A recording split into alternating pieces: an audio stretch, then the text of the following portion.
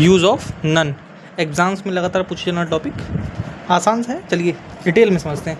Non singular भी हो सकता है, प्लूरल भी हो सकता है, लेकिन नन पार्ट ऑफ स्पीच के हिसाब से प्रोनाउन होता है, डिटर्मिनर नहीं होता।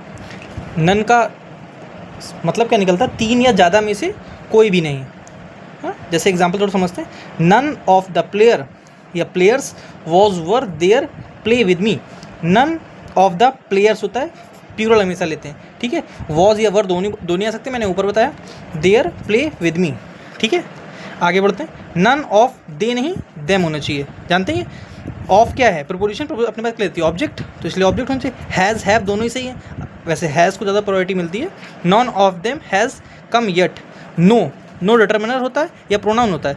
नो डिटर्मिनर नहीं होता, सॉरी प्रोनाउन नहीं होता, डिटर्मिनर होता है। जैसे no of them was in the classroom, या नन होना चाहिए था, none of them was in the classroom. वैसे यहाँ पर नो वन कुछ नहीं होता, नो नन होना चाहिए, ठीक है, क्योंकि मैंने बताया नो डिटर्मिनर होता है। जैसे यहाँ क्या लिखा है? None of them was in the classroom, ये सही है सेंटेंस।